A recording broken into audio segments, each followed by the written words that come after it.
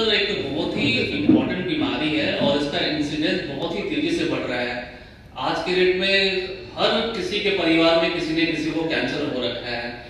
ये सब जो है, जो हमारी गलत जीवन शैली है, तंबाकू का सेवन करना है और अवेयरनेस का जो कमी है हमारे अंदर में, हमारे जितने भी पॉपुलेशन है, हमारे दोस्तों में, हमारे परिवार में, तो उसके कारण से कैंसर काफी बढ़ता जा रहा है।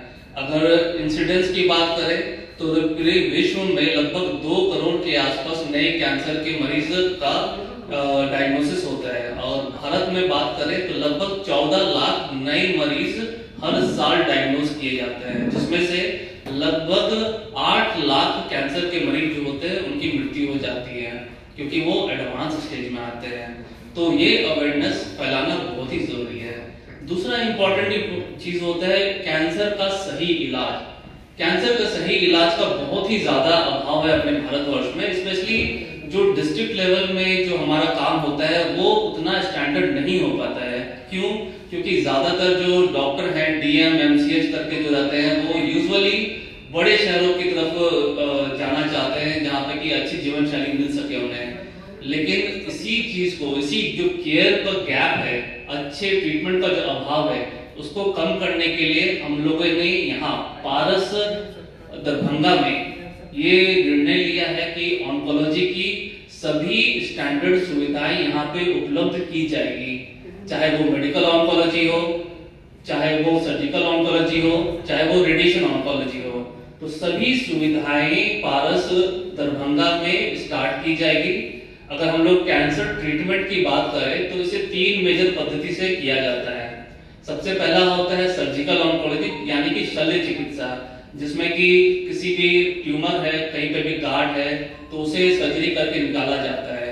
दूसरा होता है रेडिएशन ऑन्कोलॉजी, जिसमें कुछ ऐसे रेज है ना, ऐसे रेज का उपयोग किया जाता है जो कि कैंसर सेल्स को नष्ट कर देता है।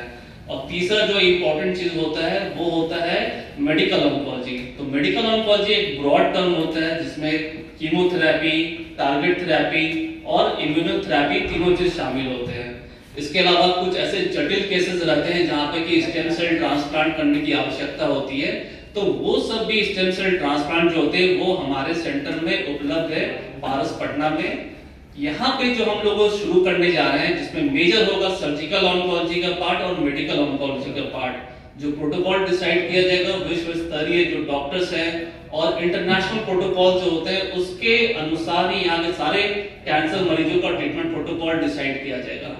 और मैं ये आप सभी को बताना चाहता हूँ कि जो ट्रीटमेंट कॉस्ट हो उसको कम से कम करने के लिए हमारे यहाँ पे सभी इंश्योरेंस सुविधाएं उपलब्ध होंगी और कुछ दिनों में हमारे पास में आयुष्मान भारत की भी सुविधाएं कैंसर मरीजों के लिए उपलब्ध होगी, जिससे गरीब पेशेंट जो होते हैं उनको भी इस चीज की सुविधा मिल सके और कोई भी पेशेंट स्टैंडर्ड ट्रीटमेंट से भागे नहीं, सभी को प्रॉपर ट्रीटमेंट, स्टैंडर्ड ट्रीटमेंट मिले जो कि एक विश्व स्तरीय ट्रीटमेंट की सभी पेशेंट को जरूरत पड़ती है।